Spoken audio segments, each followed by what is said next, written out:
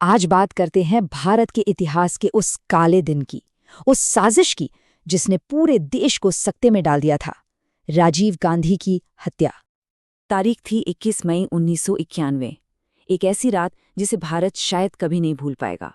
माहौल चुनावी था, हर तरफ शोर, लेकिन उसी शोर के नीचे एक बहुत ही खामोश, बहुत ही खतरनाक साजिश बस पूरी होने ही वाली थी। और फिर अचानक एक जोरदार धमाका, ऐसा लगा मानो आसमान फट पड़ा हो। धमाके के बाद जो था वो था सिर्फ धुआं, अफरा तफरी और फिर एक अजीब सा डरावना सन्नाटा। एक ऐसा सन्नाटा जो किसी भी चीख से ज्यादा खौफनाक था। तो ये सिर्फ एक धमाका नहीं था, ये एक ऐसा हमला था जिसने पूरे देश को जड़ से हिला दिया, एक बहुत बड़े सियासी संकट में डाल दिया। और सबसे बड़े सवाल यही थे कि इतनी बड़ी, इतनी टाइट सिक्योरिटी में आखिर इतनी बड़ी चूक हुई कैसे? और वो कौन था, वो मुस्कुराता हुआ चेहरा जो मौत का सामान लेकर इतने करीब पहुंच गया? इस साजिश की तार पता है कहाँ जुड़े थे? भारत में नहीं, बल्कि समुद्र के पार, श्रीलंका के जंगलों में। तो चलिए समझते हैं कि इसके पीछे का असली मकसद क्या था। कहानी का मेन विलन था एलटीटीई का सरगना वेलुपिल्लई प्रभाकरन। और प्रभाकरन को एक डर सता रहा था। डर ये कि अगर राजीव गांधी चुनाव जीतकर वापस पावर में आ गए तो वो यकीनन आईपीकेएफ मतलब इंडियन पीस कीपिंग फोर्स को फिर से श्रीलंका भेज देंगे। देखिए 80 के दशक में जब आईपीकेएफ श्रीलंका में थी तो एलटीटीई को भारी नुकसान उठाना पड़ा था और प्रभाकरन किसी भी कीमत पर वो सब दोबारा नहीं होने देना चाहता था। प्रभाकरन के लिए ये मामला सीधा साधा था। उसके हिसाब से राजीव गांधी का पीएम बनना मतलब एलटीटीई का खात्मा। तो उसने तय कर लिया, उन्हें रास्ते से हटाना ही होगा। और ये कोई आम असैसिनेशन प्लान नहीं था, नहीं, ये एक फिदाइन हमला था, एक सुसाइड मिशन। अब इस तरह के मिशन के लिए आपको ऐसे लोग चाहिए जो जान देने से पहले एक पल भी ना सोचें। तो आइए देखते हैं कि इस खतरनाक साजिश को बुना कैसे गया था। इनका सबसे बड़ा हथियार था एक ह्यूमन बॉम्ब, मतलब एक चलता फिरता इंसान जो खुद एक बम हो और इस पर किसी को शक भी ना हो।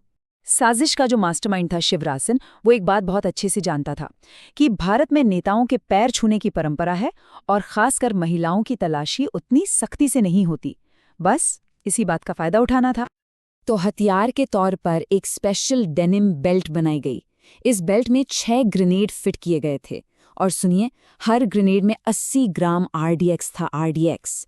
और इसे और भी ज्यादा जानलेवा बनाने के लिए इसमें हजारों छोटे छोटे 2 mm के स्टील के छर्रे भरे गए थे। मतलब जब धमाका हो तो ये छर्रे गोली की स्पीड से निकलें और आसपास मौजूद हर इंसान को चीर दें। और हाँ, असली हमले से पहले एक प्रॉपर रिहर्सल भी हुई थी। 7 मई 1991 को उस वक्त के पूर्व प्रधानमंत्री वीपी सिंह की एक रैली थी। वहां जो ह्यूमन बॉम्ब थी धनु, वो स्टेज के पास गई और वीपी सिंह के पैर छुए और मास्टरमाइंड शिवरासन दूर से सब देख रहा था। उसने नोट किया कि सिक्योरिटी ने धनु को जरा भी नहीं रोका। बस प्लान कंफर्म हो गया, उन्हें सिक्योरिटी की सबसे बड़ी कमजोरी हाथ लग गई थी। और फिर आया वो कयामत का दिन, 21 मई। किस्मत का खेल देखिए, उस सुबह राजीव गांधी के प्लेन में कोई टेक्निकल प्रॉब्लम आ गई। एक पल को लगा कि शायद वो नहीं आ पाएंगे। अगर वो प्लेन ठीक ना होता तो शायद आज हम ये बात ही नहीं कर रहे होते। पर प्लेन ठीक हुआ और वो चेन्नई के लिए निकल पड़े। रात ठीक 10:10 पर उनका काफिला रैली वाली जगह पर पहुंचा। अब हम उस पल की बात करेंगे, वो आखिरी 30 सेकंड्स जब मौत और जिंदगी के बीच का फासला बस कुछ कदमों का रह गया था। भीड़ में एक महिला सब इंस्पेक्टर थीं, अनुसुईया। उन्हें धनु पर कुछ शक हुआ। उसके खड़े होने का अंदाज उन्हें खटका। वो उसकी तरफ बढ़ी भी, लेकिन तभी एक दूसरे साजिशकर्ता ने उन्हें रोक लिया। उसने कहा, अरे ये तो मेरी बेटी है, बस राजीव जी को माला पहनाना चाहती है।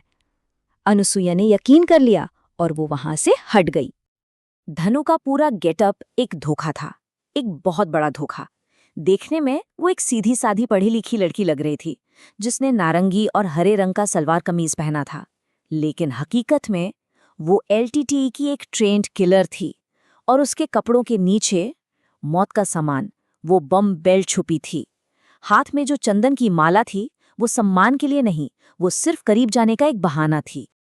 जब एक लेडी कांस्टेबल ने धनु को रोकने की कोशिश की तो पता है क्या हुआ?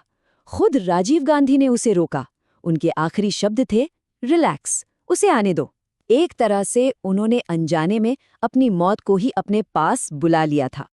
धनु आगे बढ़ी, उसने माला पहनाई, और जैसे ही वो पैर छूने के लिए नीचे झुकी, ठीक उसी पल घड़ी में रात के 10:21 हुए थे, उसने स्विच दबा दिया। धमाके के बाद हर तरफ बस तबाही का मंजर था। जांच करने वालों के लिए ये एक ब्लाइंड केस था। कोई सुराग नहीं, कोई गवाह नहीं। लेकिन उस तबाही के बीच एक चीज बची रह गई थी, एक खामोश गवाह। पहली नजर में लगा कि कातिलों ने कोई भी सुराग पीछे नहीं छोड़ा, लेकिन वो एक बहुत बड़ी गलती कर बैठे थे। मौके पर एक फोटोग्राफर की भी मौत हुई थी। नाम था हरी बाबू। उनकी बॉडी के पास उनका कैमरा पड़ा मिला। कैमरा तो धमाके में टूट फूट गया था, लेकिन कमाल की बात ये थी कि उसके अंदर जो फिल्म रोल था वो बिल्कुल सही सलामत था। ये किसी चमत्कार जैसा था। और जब उस फिल्म को डेवलप किया गया तो केस की पूरी पहेली ही सुलझ गई। उन तस्वीरों में धनुष, शिवरासन और पूरी की पूरी टीम साफ साफ दिख रही थी। सोचिए, ये शायद दुनिया का पहला और आखिरी ऐसा केस होगा जहां हत्यारों ने अपने ही जुर्म की तस्वीरें खिंचवाईं। बस उन तस्वीरों ने इन्वेस्टिगेशन को एक नई राह दिखा दी। एक जबरदस्त मैनहंट शुरू हुआ, और उस मैनहंट का जो अंत हुआ वो भी किसी फिल्म से कम नहीं था। और हाँ, इस एक घटना ने भारत में वीआईपी सिक्योरिटी के सारे नियम हमेशा हमेशा के लिए बदल दिए। अगस्त 1991 एसआईटी को टिप मिली कि मास्टरमाइंड शिवरासन और उसकी टीम बैंगलोर के कोनाकुंटे में एक घर में छिपे हैं। कमांडोज ने घर को चारों तरफ से घेर लिया, लेकिन अंदर से कोई फायरिंग नहीं हुई, कोई जवाब नहीं आया। बाद में पता चला कि पकड़े जाने के डर से शिवरासन ने खुद को गोली मार ली और बाकी सबने साइनाइड खाकर जान दे दी।